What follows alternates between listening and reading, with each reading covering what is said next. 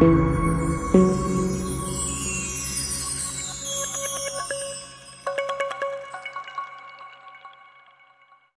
لوہار کا ایک ہی بیٹا تھا، وہ بہت ہی سست اور کاہل، سارا دن آوارہ گردی کرتا رہا۔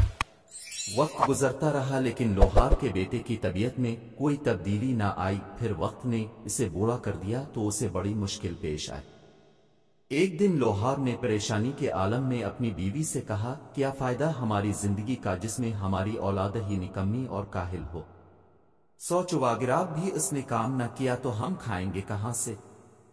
اب بھی وقت ہے، اسے کہو کہ کوئی کام سیکھے اور پیسہ کمائے، آج ہی سے کوئی نہ کوئی کام شروع کر دے ورنہ زندگی بہت مشکل ہو جائے گی۔ لوہار نے اپنی بات ختم کی تو اس کی بیوی پریشان ہو گئی۔ سوچ بچار کے بعد اس نے تنہائی میں بیٹے کو ایک سکہ دیا اور کہا کہ دن کا زیادہ تر حصہ باہر گزر دوں، شام کو اپنے باپ کو یہ سکہ لا کر دے دینا۔ شام کو جب وہ سکہ لے کر گھر آیا تو اس نے اپنے باپ کو سکہ دے دیا کہ یہ میں نے محنت سے کمایا ہے۔ اس کے باپ نے سکہ لے کر چولہے میں پھینک دیا کہ یہ سکہ تم نے اپنی محنت سے نہیں کمایا۔ بیٹا یہ سن کر خاموش ہو گیا، وہ سمجھا شاید باپ کو حقیقت کا علم ہو گیا ہے۔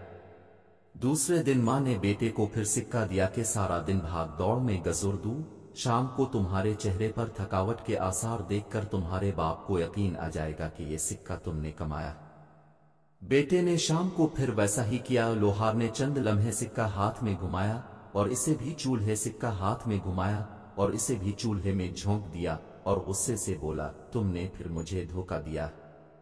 ماں نے محسوس کر لیا کہ بیٹے کو واقعی کچھ نہ کچھ کرنا ہی پڑے گا، کیونکہ جب باپ نے سکہ آگ میں پھینکا تو بیٹے چہرے پر پریشانی کے کوئی آثار نہ تھے۔ ماں نے بیٹے کو سمجھایا، اب تم جان چکے ہو کہ تم اپنے باپ کو بے وقوف نہیں بنا سکتے، اسے مزید تکلیف نہ دو، کوئی کام ڈھونڈو، اس بات کی فکر نہ کرو کہ کتنے پیسے کما کر لائے ہو، باپ کو دو، اسے بتاؤ کہ تم اپنے پاؤں پر کھڑے ہو۔ بیٹا خاموشی سے چلا گیا اور ہفتہ بھر مختلف جگہوں پر کام کیا۔ جب اپنی محنت سے کچھ پیسے اکٹھے کر لیے تو اس نے